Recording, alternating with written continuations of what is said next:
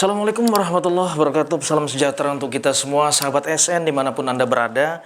Nah, kebetulan hari ini hari Kamis, tepat tanggal 3 Juni, kita kedatangan tamu kehormatan yang dia masih sedikit kaum milenial juga, tapi sudah jadi seorang pemimpin. Kita sudah kedatangan di studio, yaitu Bapak Bupati Waikanan, Bapak Haji Raden Adipati Surya, Sarjana Hukum Magister Manajemen. Kebetulan beliau ini lahir di Bumi Ratu, Waikanan, September 1978. Anak dari pasangan Haji Kalbadi dan Hajah Yarna. Beliau sudah berumah tangga, beristri, yaitu Hajah Desi Afriyanti, dan anak, yaitu Raden Rahmat Aditya, Raden Muhammad, dan Raden Muhammad Dafa, dan Bianca Kalila Luna.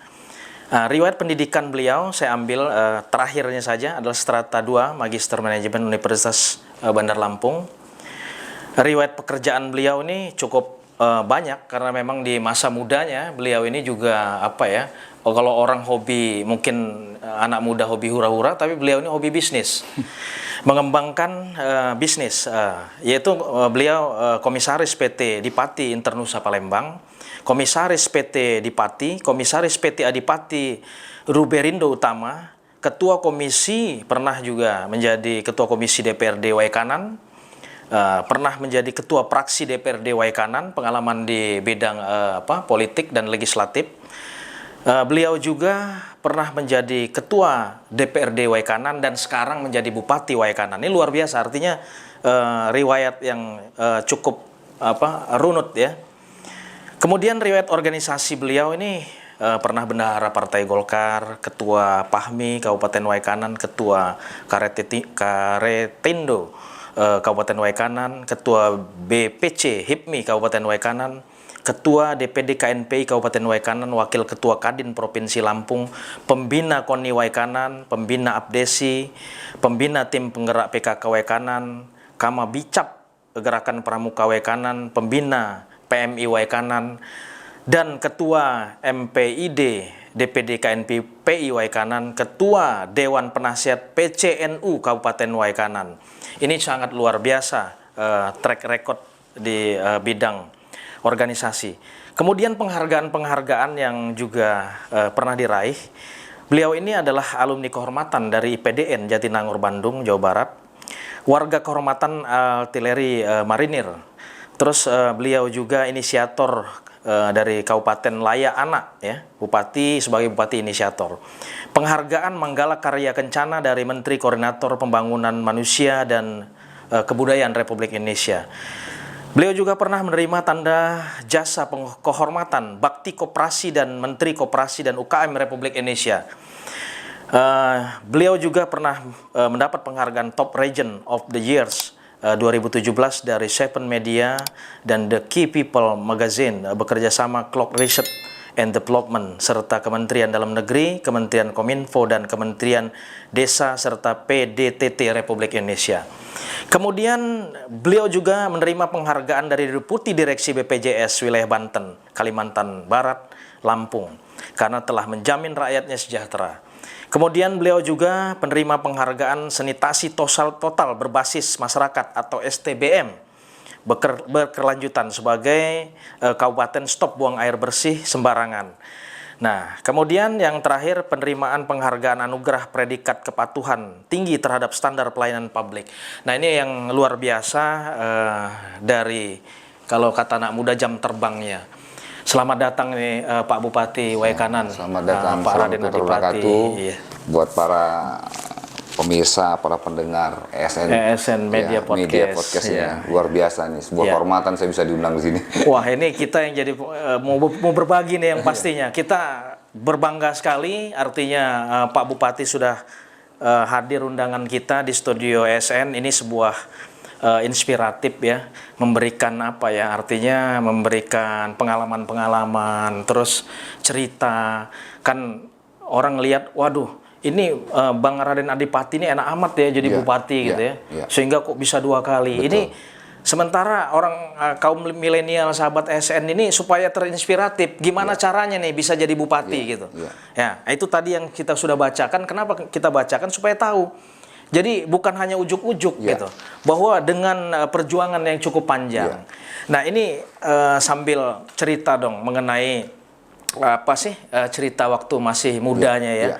Ini kan dikala anak-anak muda mungkin di umur 25 sampai 30 itu lagi senang-senangnya bermain, pengen ke sana kemari. Tapi Adinda dengan segudang apa namanya usaha gitu loh. Coba cerita, apa cerita awal mulai? Jadi kita ini memang terbiasa melihat hasil, tapi jarang melihat proses.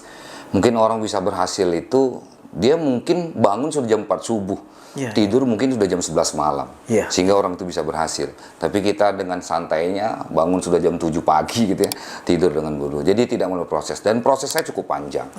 Saya pulang dari Australia tahun 1999.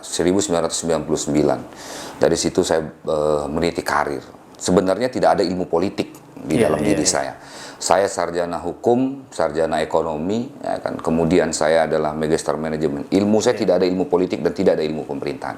Tetapi dalam kepala saya waktu itu bahwa ini kalau mengubah sesuatu bisa lebih baik, itu harus masuk ke dalam sistem. Sistemnya cuma dua, eksekutif atau legislatif pada satu pemikiran saya. Karena kalau kita berkoar-koar, hanya demo, hanya ngomong saja, tapi kita bukan eksekutor.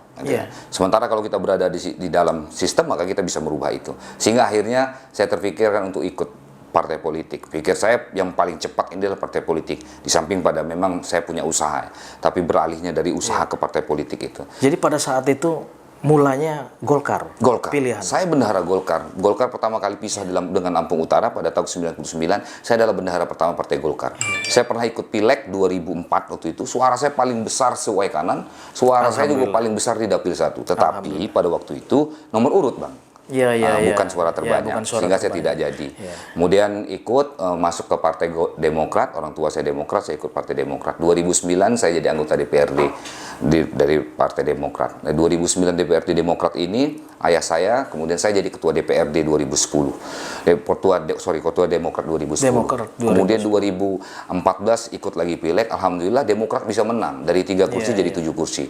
Jadilah saya ketua DPRD. Ketua DPRD 1 tahun. Luar biasa. 2015, kemudian 2016 saya ikut konstelasi pilkada pada waktu itu 2016 alhamdulillah saya jadi bupati pada waktu itu.